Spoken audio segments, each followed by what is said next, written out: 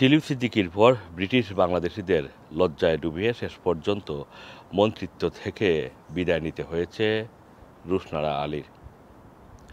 Tulip Siddiqui তার বিরুদ্ধে অভিযোগগুলো যদিও এখন পর্যন্ত প্রমাণিত হয়নি, বিষয়গুলো বাংলাদেশের আদালতে বিচারাধীন রয়েছে, কিন্তু ব্রিটিশ গণমাধ্যমে তাকে নিয়ে দীর্ঘ প্রায় ৩ মাস টানা নেতিবাচক প্রচারণা চালানো হয়।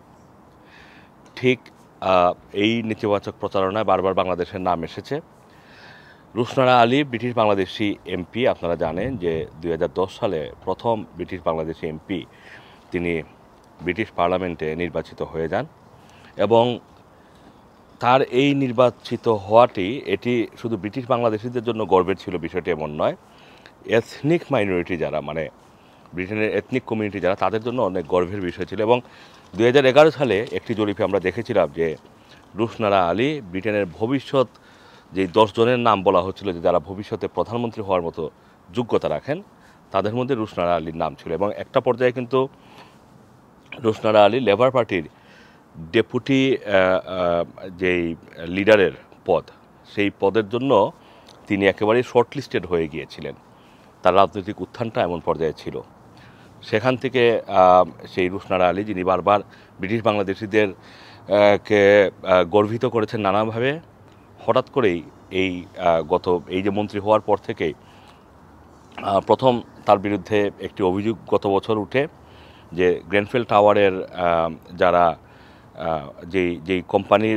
যেসব কোম্পানির বিরুদ্ধে গ্রেনফেল টাওয়ারের ঘটনার ব্যাপারে অভিযোগ ছিল, এরকম একটি কোম্পানির পৃষ্ঠপোষকতা একটি প্রোগ্রামে তিনি অংশ নেন এবং সেই অভিযোগের প্রেক্ষিতে তিনি কিন্তু তার উপর যেই দায়িত্ব ছিল মন্ত্রী হিসেবে সেটা তিনি মানে তার দুটি দায়িত্ব ছিল, একটি দায়িত্ব তিনি তখনই ছেড়ে দেন। দ্বিতীয় দায়িত্ব ছিল যে হোমলেসনেস মিনিস্টার, মানে ব্রিটেনে যারা হোমলেস যাতে আর বেশি না হয়, হোমলেস যাতে কমাতে হয়, বেআইনিভাবে যাতে কেউ হোমলেস না হয়, এই দায়িত্বগুলো তার ছিল। কিন্তু তিনি তার একটি নিজের ঘর, সেটির ভাড়াটিকে বিদায় করতে গিয়ে তিনি যেই পন্থা অবলম্বন করেছেন সেটা তার যে বর্তমান যে দায়িত্ব রয়েছে মন্ত্রী হিসাবে, সেই দায়িত্ব মানে হোমলেসনেস মিনিস্টার হিসেবে তার যে দায়িত্ব রয়েছে সেই দায়িত্বের সাথে এটি সম্পূর্ণভাবে কনফ্লিক্ট করে তিনি এমন একটি কাজ করেছেন। তিনি তার ভাড়াটাকে বিদায় করার জন্য তিনি বলেছেন যে তার বাসা তিনি বিক্রি করে দিবেন এবং ঠিক ভাড়াটাকে বের করার ৪ মাস পরে সেই একই বাসা তিনি ৭০০ পাউন্ড বেশি ভাড়া বাড়িয়ে আবারও মার্কেটে তুলেন এটাকে ভাড়া দেওয়ার জন্য। এই অভিযোগটি মূলত আসে এবং বিভিন্ন চ্যারিটি সংস্থা যারা হাউজিং বা হোমলেস নিয়ে কাজ করে তারা রুশনারার বিরুদ্ধে আঙ্গুল তুলেন। ব্রিটিশ গণমাধ্যমে এক্সক্লুসিভ ইনভেস্টিগেটিভ রিপোর্ট প্রকাশ করা হয়।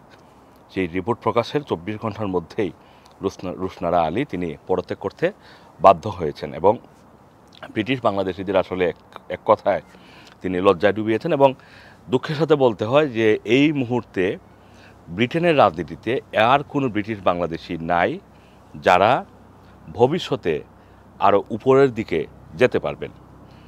সম্ভাবনা ছিল টিলিপ সিদ্দিকীর, সেটা একেবারেই শেষ হয়ে গিয়েছে। তার উপরে যে অভিযোগগুলো রয়েছে সেই অভিযোগগুলোর ভিত্তিতে। তারপরে রুশনারা আলী একজন সিনিয়র এমপি ছিলেন, ভবিষ্যতে আরও বড় মন্ত্রিত্বের আশা প্রকাশ করছিলেন ব্রিটিশ বাংলাদেশিরা, কিন্তু তিনি জুনিয়র মিনিস্টার হিসেবে দায়িত্ব পালন করতে গিয়ে যে ব্যর্থতা দেখিয়েছেন সেখান থেকেই বলা যায় যে ব্রিটিশ বাংলাদেশি আর কারোরই ভবিষ্যতে এই মানে কাছাকাছি সময়ে আমরা আর কারোর নাম দেখছি না যিনি ভবিষ্যতে ব্রিটিশ বাংলাদেশি হিসাবে ব্রিটেনের রাজনীতিতে বড় ধরনের ভূমিকা রাখতে পারেন। আফসানা বেগম এমপি তিনি আপনারা জানেন যে লেবার পার্টিতে তার অবস্থান কী এবং তিনি একজন ব্যাকবেঞ্চার এমপি। রূপা হক তিনি একজন backbencher MP.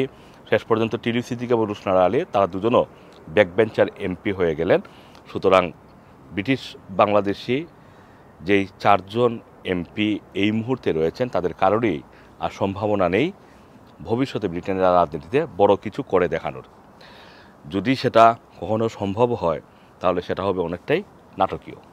Assam Masum, Rana TV.